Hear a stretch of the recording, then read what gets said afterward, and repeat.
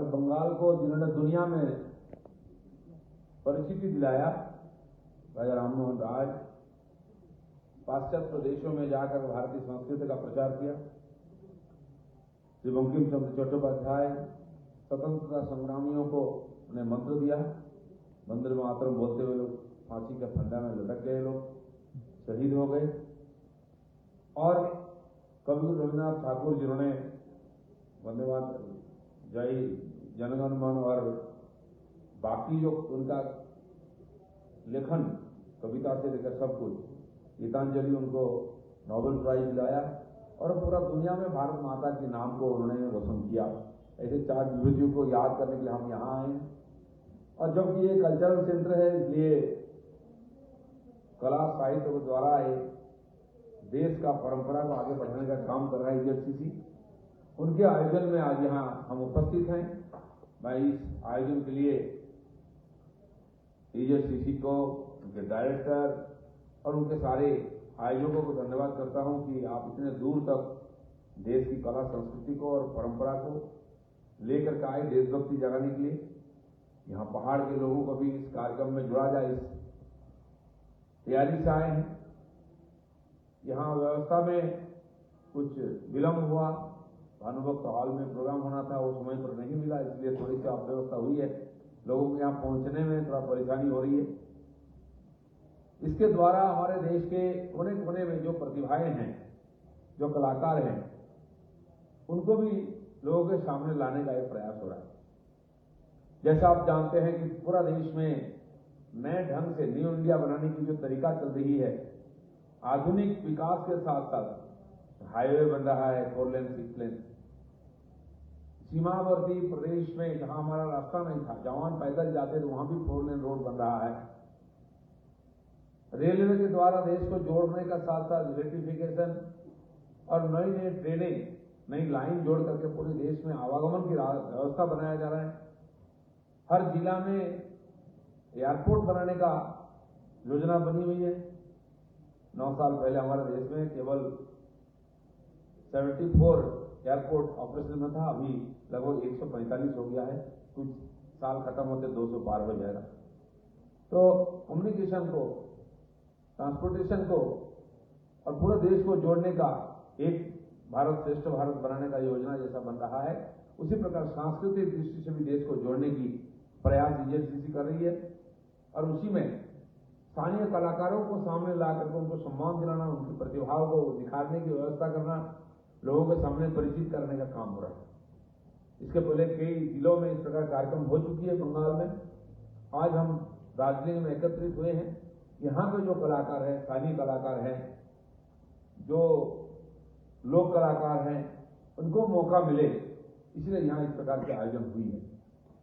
मुझे लगता है कि जो सज्जन माताएं यहाँ उपस्थित हैं, उनको भी इसका लाभ मिलेगा, इसका आनंद लेंगे और उनसे प्रेरित होकर के सारे कलाकार आगे बढ़ करके अपने जीवन में उन्नति करेंगे और देश का भी सम्मान बढ़ाएंगे, हमारी कला और संस्कृतियों को लोगों के सामने और परिचित कराएंगे।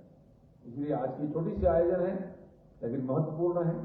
जैसे कि G20 के द्वारा देश दुनिया के सामने अपने नेतृत्व स्थापित कर रही है। अपने देश के बड़े बड़े 56 शहरों में G20 का बैठक हो रही है। दुनिया के सबसे बड़े 20 देश, दुनिया की इकोनॉमी रिसोर्स का 80% जिनका हकदार है और लगभग 70% ट्रेड जिनके द्वारा परिचालित होता है, ऐसे 20 देश, उसके साथ साथ 9 और देश है, वो भी डेवलप कंट्री आमंत्रित हैं और 4 बड़े संस्था दुनिया को चरण, वर्ल्ड बैंक से लेकर के यूएनओ, सबके प्रतिनिधि यहाँ उपस्थित रहेंगे। और आगे 1 साल पूरी दुनिया की अर्थनीति से लेकर के, व्यवसाय से लेकर के, राजनीति किधर जाएगा, शिक्षा, स्वास्थ्य का क्या होगा काम, पिछले देशों को आगे लाने का प्रयास, देश की अलग अलग नई क्लाइमेट चेंज से नए नए समस्याओं के समाधान कैसे हो, इसके बारे में चर्चा करेंगे, निर्णय लेंगे, आगे बढ़ाएंगे। और उसका नेतृत्व करने के लिए हमारे देश के तेजस्वी प्रधानमंत्री माननीय मोदी जी आज नेतृत्व कर रहे हैं, तैयारी कर रहे हैं। और ये बैठक चल रहा है अंडमान निकोबार से लेकर के और जम्मू कश्मीर तक, हर प्रदेश में इसका कार्यक्रम का आयोजन किया गया है। उसी प्रकार देश की आजादी के अमृत महोत्सव जो चल रहा है, इसी मौके में देश के हर कोने कोने जनता तक इस मैसेज पहुंचाने का प्रयास हो रही है।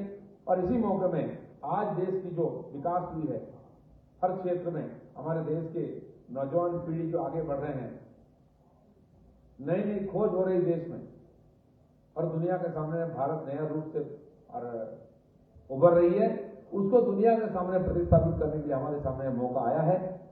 G20 में खाली ट्रेड, बिजनेस, पॉलिटिक्स नहीं है, उसमें हमारी कल्चर को भी हम सामने रखेंगे। हमारे देश के जो मोटा अनाज है, जिसको मिलेट बोलते हैं, ज्वार, बाजरा, रागी, जो हमारे पूर्वज खाते थे, आज के आधुनिक जीवन में जो नया नया बीमारियां आई है, उसको मिटाने के लिए भोजन बहुत उपयोगी है। माननीय प्रधानमंत्री मोदी जी ने आह्वान किया दुनिया के सामने कि साल को मिलेट ईयर घोषणा किया जाए, मोटा अनाज खाएं हम सब, जिससे कि बीपी, शुगर से लेकर अलग अलग बीमारियां ना हो। उसको रोकने की ताकत उस अनाज में है। तो यूनियन ने तुरंत उसको वर्ल्ड मिलेट ईयर घोषणा किया। इस प्रकार से भारत दिशा दे रहा है दुनिया को। क्लाइमेट चेंज में जो नुकसान हो रहे देश में, आप सुने होंगे पिछले एक सप्ताह से हमारे देश में हीट वेव चल रहा है। कोलकाता में 42 डिग्री टेम्परेचर, कोई सोचा नहीं अप्रैल में। वहीं मेदिनीपुर, खड़गपुर में 44 डिग्री टेम्परेचर, उधर राजस्थान तक 35 से लेकर 50 तक पहुंच गया टेम्परेचर। अगर ऐसा चलेगा आगे 2 महीना, न पानी मिलेगा, न भोजन मिलेगा, और आदमी से जानवर सबका बचना मुश्किल हो जाएगा। इस प्रकार परिवर्तन दुनिया में है। पिछले 1 साल से यूरोप, अमेरिका से लेकर चाइना, जापान तक ये हीट वेव चल रहा था, सूखा चल रहा था, इसलिए अनाज की कमी भी है। इस सबसे बचने के लिए क्या परिवर्तन होना चाहिए, पॉल्यूशन से बचने के लिए क्या करना चाहिए, उसमें भी भारत दुनिया को दिशा दे रहा है, रास्ता दिखा रहा है। इसलिए हमारे सामने ये जो साल है, हर दृष्टि से बहुत महत्वपूर्ण है। और हिंदुस्तान ने युग युग से दुनिया को दिशा दिया है, नेतृत्व किया है, मनुष्य जीवन की जो उद्देश्य है उसको सिखाया है। फिर एक बार दुनिया जिस संकट में फंसा हुआ है, कोरोना से लेकर के खाद्य संकट तक, हर जगह हिंदुस्तान रास्ता दिखा रहा है दुनिया को। मुझे लग रहा है कि हमारी देश की, हमारी जनता की जो परिश्रम और लगन है, उससे भारत भी खड़ा होगा और दुनिया को भी हम संकट से निकालने के, उभरने के लिए रास्ता दिखाएंगे। इसलिए हमें सभी इस देश की जनता को, नागरिकों को एक होकर के मोदी के नेतृत्व में काम करना चाहिए। और इसीलिए देश की जितना संस्था, वो भी इस जिम्मेदारी को निभाते हुए आगे बढ़ रहे हैं। आज यहाँ EJFCC जो आयोजन किया है, उसमें हम भागीदार भी हैं, हमें भी खुशी हो रही है। फिर एक बार माननीय डायरेक्टर साहब, उनके जो अधिकारी, उनको मैं धन्यवाद करता हूँ। भारत माता की जय। Thank you, sir, for your precious